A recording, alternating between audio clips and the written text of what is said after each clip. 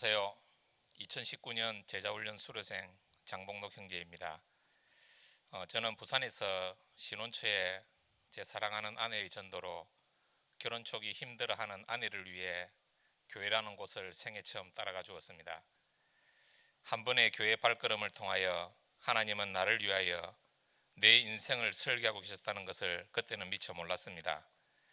이때부터 나의 35년 가까이 신앙생활은 오직 열심 하나만으로 교회에서 교육하는 모든 교육은 모두 수료하고 신앙의 연수만큼 나의 신앙은 머리로만 신앙 지식이 깊어만 갔고 가슴으로는 하나님을 뜨겁게 만나지 못했지만 그래도 잘 살았습니다.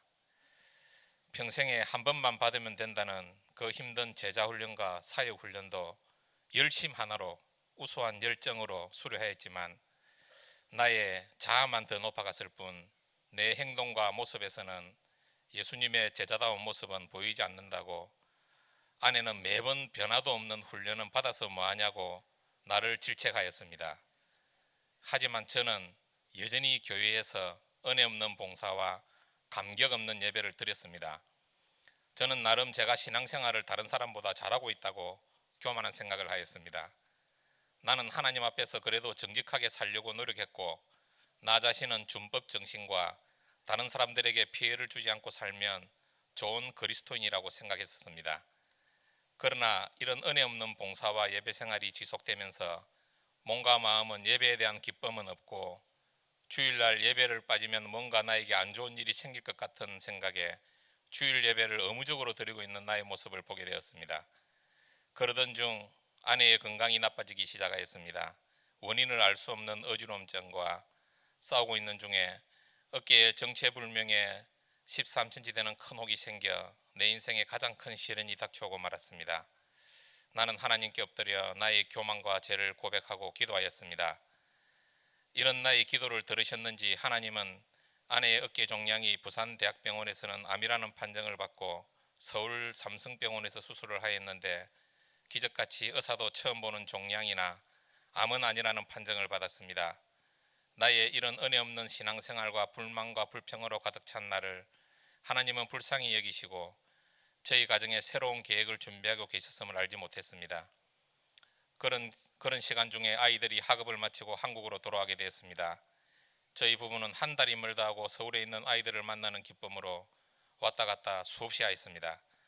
그러던 중 어느 날 아내가 아이들 결혼하기 전까지는 아이들과 함께 살면서 밥도 해주고 보살펴주면서 아이들과 함께 살고 싶다고 이사를 가자고 하였습니다. 여러 가지로 생각할 때 이사를 갈 수 있는 형편은 아니었지만 기도 중에 하고 있던 사업을 정리하고 이사 가기로 결정하였습니다. 그렇게 나의 인생 이망은 이렇게 시작되었습니다. 아무 연고도 없는 이곳 경기도 광교. 외롭고 힘들었습니다. 여기를 왜 왔을까? 다시 돌아갈까? 후회도 많이 했습니다. 우리 부부는 이곳에 와서 교회를 정하는데 기준을 두고 기도하며 교회를 찾고 있었습니다. 2개월 가까이 이 교회 저 교회 교회란 교회를 탐방하면서 하나님의 인도하심을 받는 게 아니라 내 기준으로 교회를 찾고 있음을 알았습니다. 그렇게 교회를 찾던 중 하루는 큰아이가 엄마 분당 우리 교회에서 인큐베이팅 하는 교회가 있는데 그곳을 한번 가보세요 하는 것이었습니다. 그 이야기를 듣고 다음날 우리는 큰아이가 이야기해준 분당 우리 교회 교육관 10층에 들렸습니다. 그곳에서 양주석 목사님을 만났습니다. 목사님의 목회 철학을 듣고 주일날 예배 방문하였습니다. 그날 주일 말씀이 습관과 도전의 영성이라는 말씀으로 말씀을 전하셨는데 하나님을 전심으로 따르는 사람과 전심으로 따르지 않는 사람이 있다고 설교 말씀을 하셨습니다. 나는 어떤 사람일까? 전심으로 따르는 사람인가 아니면 전심으로 따르지 않는 사람인가 생각해 보았습니다. 하나님은 전심으로 따르기를 원하지만 나는 그렇지 못하였음을 고백하였습니다. 한 주가 지나고 그 다음 주일이 다가왔습니다. 예배를 마치고 집으로 가려는데 전도사님이 등록카드를 내밀면서 등록을 하라고 하였습니다. 내가 아무리 하늘꾼 교회가 마음에 들어도 적어도 3번은 다녀보고 등록을 해야 되는데 무슨 이유인지 아무런 저항 한번 하지 못하고 등록카드에 등록을 하고 말았습니다. 그리고 1:1 리더 과정 훈련을 마치고 나의 의지와는 전혀 상관없는 이기 남자 제자 훈련을 받으라는 권유를 받고 생각도 좀 하고 해야 하는데 어떻게 거절 한번 해보지 못하고 성락하고 말았습니다. 하지만 제자 훈련을 통하여서 나의 신앙은 제대로 정립되어 가기 시작했고 예배의 은혜와 감사가 늘어나고 주차 봉사도 은혜로 즐겁게 하고 있는 나 자신을 발견하며 나의 강한 성격이 조금씩 부드러워지고 있었습니다.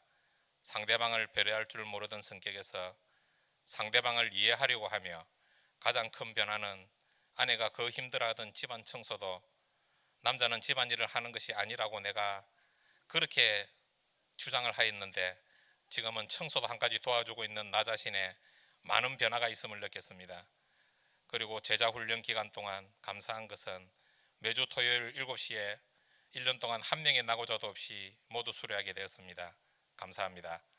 이제 새해에는 함께 기도하며 훈련받은 형제들과 2020년에도 사역훈련을 통해 예수님이 주신 새 계명 서로 사랑하라 이 계명을 가슴에 품고 하나님 사랑 이웃 사랑하며 살아가고 싶습니다.